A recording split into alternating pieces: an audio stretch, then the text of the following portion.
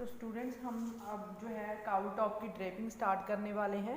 तो जैसा कि मैंने सबसे पहले आपको बताया था कि आप इसकी जो ड्रेपिंग है काउ टॉप की, वो हमेशा जो रहती है वो डायगोनल डायरेक्शन में रहती है।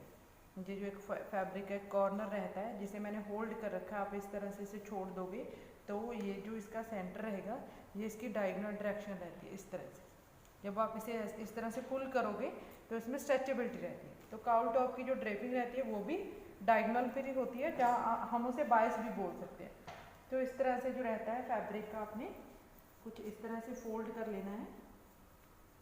आई विल शो यू इस तरह से, लाइक दिस। ठीक है, तो यहाँ पर मैं इसे पिन करने वाली हूँ एक साइड पे। यहाँ पर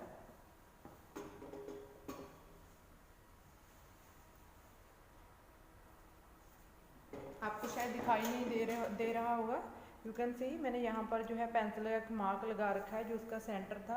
जैसे आप स्कार्फ को टाई करते हो कुछ इस तरह से ही मैंने इसे यहाँ पर फोल्ड कर लिया, डबल कर लिया। तो उसके बाद हमने क्या करना है, इसका जो मार्क रहेगा, तो स्टूडेंट जैसे कि मैंने पहले आपको बताया था कि जो हमारे काउ टॉप की ड्रेपिंग रहती है वो हमेशा डायगोनल डायरेक्शन में रहती है। जैसे ये जो फैब्रिक है ये स्ट्रेट है बिल्कुल, यू कैन सी मैंने एक पीस ले लिया है, ये आपके ऊपर है। तो मैंने इसे प्रॉपर कट नहीं किया।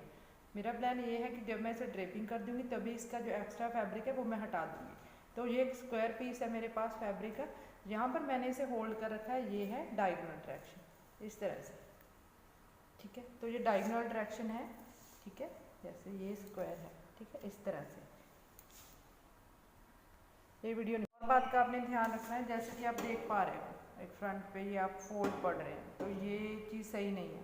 तो इसका सल्यूशन क्या है, जैसे कि मैंने पहले भी बताया था, जो मेरे स्टूडेंट्स हैं उनको पता होगा कि इसे रिलीज़ करने का सिर्फ एक ही तरीका है। जो एक्सेस फैब्रिक है आप इसे इस तरह से कट करके यहाँ पर छोटे छोटे कट्स लगा दीजिए। ये देखिए सारी टेंशन जो है वो रिलीज हो रही है साथ साथ, सी लाइक दिस। तो आप जो है इसे ध्यान रखना है, अपने वेस्ट लाइन को क्रॉस नहीं करना जब आप कट लगाओगे, क्योंकि फिर जो है आपकी जो ईज है वो गड़बड़ हो जाएगी। ठीक है, कहीं पर भी आपको लगता है कि आपको फोल्ड पड़ रहे हैं, बड़ी टेंशन क्रिएट हो रही है यहाँ पर फैब्रिक में, तो आपने इस तरह से कट लगा के इसे रिलीज करके स्मूथ कर लेना, बिल्कुल इस तरह से, लाइक दिस। आप पेन निकाल के बाद में एडजस्ट भी कर सकते हो। इस तरह से सारे फोल्ड्स को निकाल देना है आपने, कुछ इस तरह से, लाइक दिस।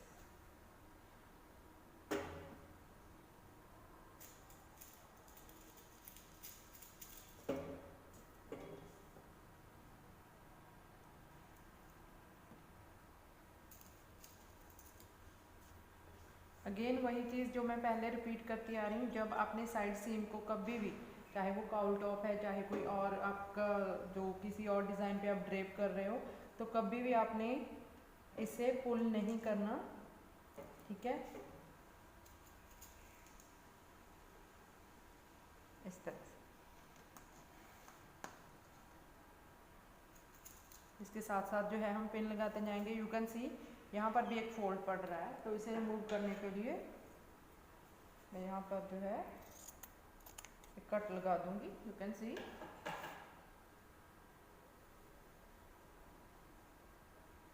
आप देख रहे हो मुझे वीडियो में साथ साथ कि मैं उसे फील करके पिन लगा रही हूँ, ताकि मुझे पता चल जाए कि साइड सीम कहाँ पे है।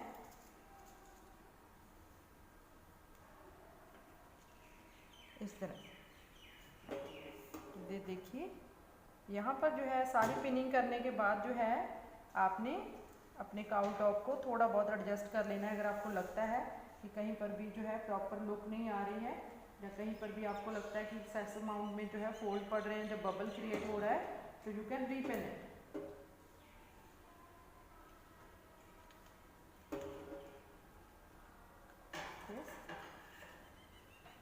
उसके बाद आपने मार्कर लेके इसे मार्क कर देना है। सबसे पहले हम मार्क करेंगे शोल्डर लाइन को।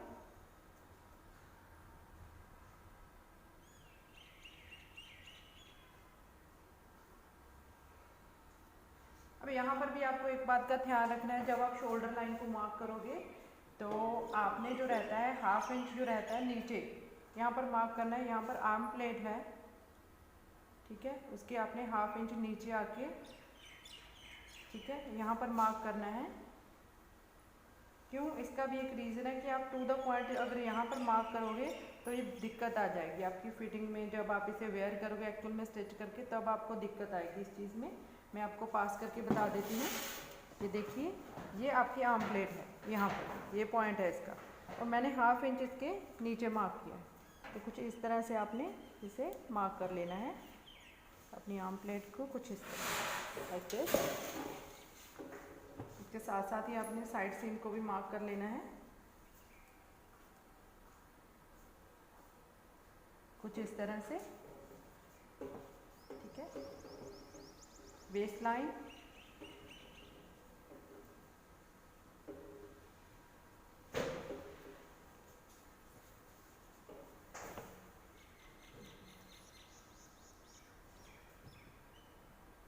अगेन आर्म होल,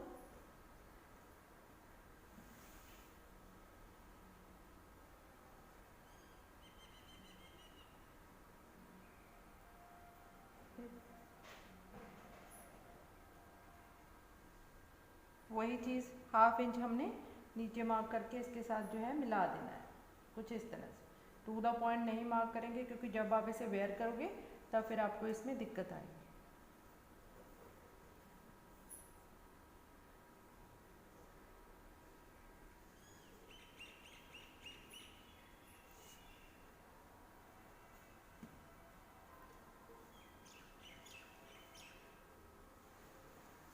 कुछ इस तरह से यू कैन सी।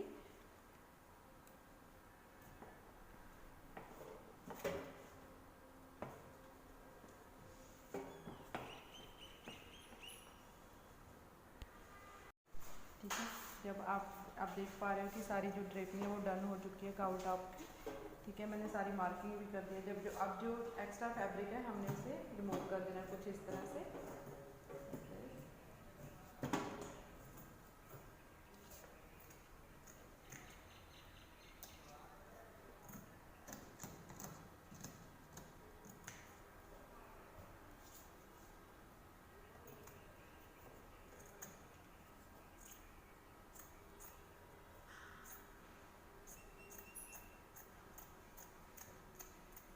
एक और बात का आपको यहाँ पर ध्यान देना होगा, वो ये है कि जब भी आप काउल टॉप की ड्रेपिंग करते हो, जब आप इसे स्टिच करते हो, कोई भी अगर आप ऑन वाइस पे कोई भी गारमेंट बना रहे हो तो उसकी फिटिंग जो रहती है वो बड़ी अच्छी आती है। उसका रीज़न ये रहता है क्योंकि वाइस पे जो रहता है वो स्ट्रेचेबिलिटी रहती है, ठीक है। अब ये जो एक्स्ट्रा फैब्रिक है हम इसे रिमूव कर देंगे इस तरह से।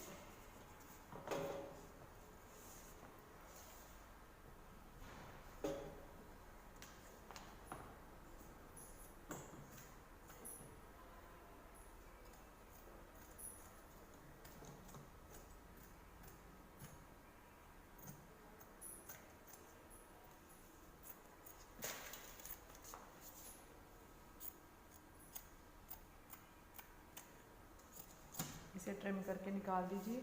एक और बात का यहाँ पर ध्यान दीजिए, वो ये है कि जब आप आर्म होल को, यहाँ पर आर्म होल को जो आप ड्रेपिंग पूरी प्रॉपर कर लेते हो, जैसे हमने 1/2 इंच यहाँ पर आर्म प्लेट के नीचे रखा है, इसे थोड़ा सा लो करके रखा है।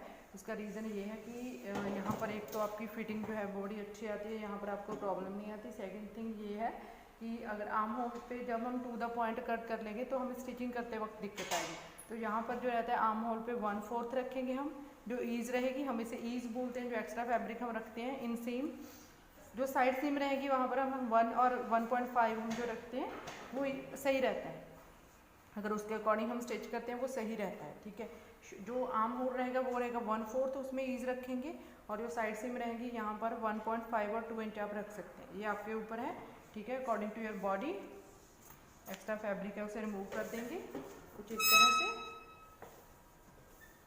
I will show you.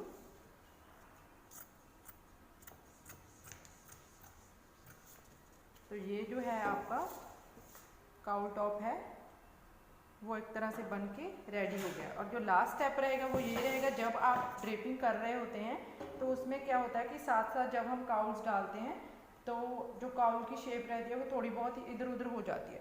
तो लास्ट में जो रहता है आप इस तरह से इसे एडजस्ट कर सकते हो। अगेन मैं रिपीट करूँगी, जब भी आप जो है काउल्स वाली ड्रेस बनाने का ट्राई कर रहे हो, या फिर आप काउल्स टॉप को क्रिएट करना चाह रहे हो, बना रहे हो, ठीक है, चाहे आप क्रॉप टॉप बना रहे हो काउल्स डाल के, तो मेक श्योर आप जो रहता है फैब्रिक अगर आप यूज़ कर रहे हो, चूज़ करना चाह रहे हो, तो या तो आप क्रेप फैब्रिक को यूज़ करो, साटन पे भी अच्छे